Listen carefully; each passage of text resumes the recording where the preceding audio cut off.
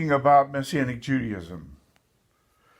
Now, when you get to Vayikra or Leviticus chapter 23, you get to the end of the chapter.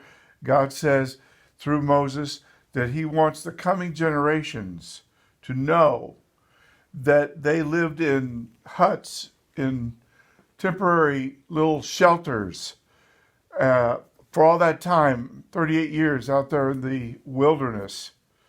And in order that the coming generations would know this, at Sukkot, at this festival of the tabernacles, they are to make the booth. Now, someone might say, well, do we really have to go through that? Do we really have to have Pesach and all this stuff? Do we really have to teach our children these things?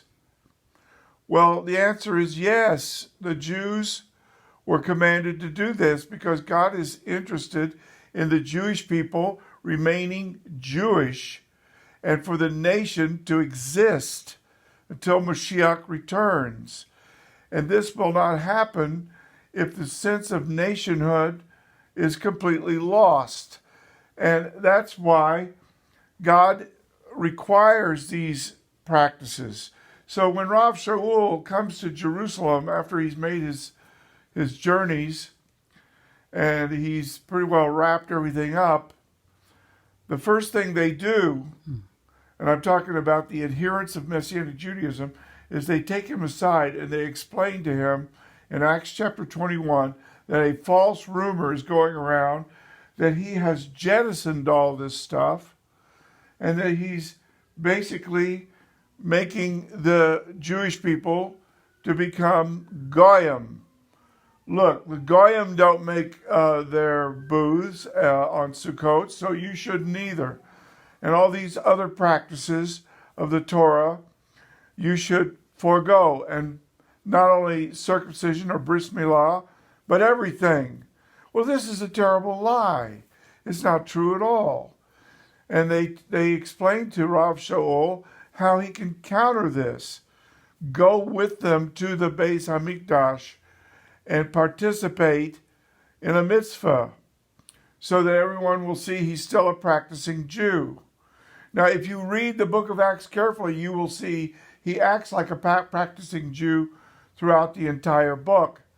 If he wanted to do what these false accusers had falsely rumored him to have done, he certainly would not have circumcised Timothy. He would have said, look, Timothy, it's true you have a Jewish parentage and you really are a Jew. You really are coming with me into the shul, and we really should give you the bris milah, circumcision, which I can perform as a rabbi and know how to do that.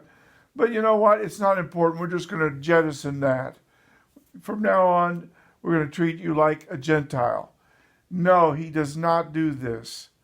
And you see, if you don't see that the hard center of the faith is Messianic Judaism, if you take your eraser and remove Acts chapter 21, verse 21 from your Bible, then you will get a very distorted picture.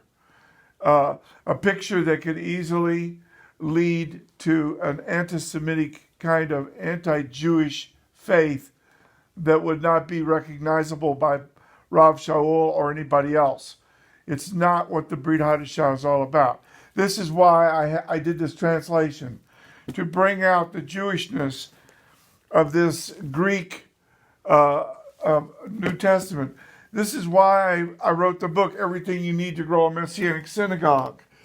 This book right here, written in 1974, was considered quite a novelty at the time. And there were even many Jews that were so assimilated that they didn't see that they could reclaim their Jewishness and actually have Messianic synagogues. This Hebrew New Testament that we have, and you can get it on Bible Hub, the Orthodox Jewish Hebrew Bible. It says the Darchei HaTorah, the practices of the Torah. That's what Acts chapter 21, verse 21 is all about. And so you don't throw that out, friend, because we have to provoke the Jews to jealousy. As all the nations turn to the Lord, finally that one nation, Israel, will turn to the Lord. And she will turn to the Lord en masse, and all Israel will be saved. And the provocation that the salvation of the non-Jews is supposed to bring about will actually occur, because there will be Jews. They will not have assimilated and become non-existent. Now, I'm sure there are nations and tribes out there that don't exist. They're extinct, just like various animal extinctions have occurred, and plant life extinctions, and insect extinctions have occurred. Well, the Jewish people will not be extinct, because Rav Shaul showed that his faith was still Messianic Judaism, that he was still a practicing Jew, that believing in Moshiach and having the Brit Hadashah, New Covenant, did not change the fact that he was still a Jew, and this was his religion. So I want to make this very clear, that I have never veered from what the Lord showed me. Now, I had a doctoral dissertation, which was written in 1975.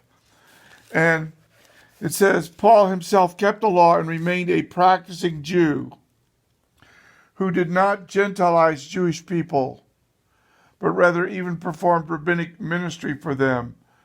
And then I give the reference of Acts chapter 16, verse 33. And of course, I'm referring now to things like Timothy's Bris Milah. So friends, go back and take another look at the Orthodox Jewish Bible.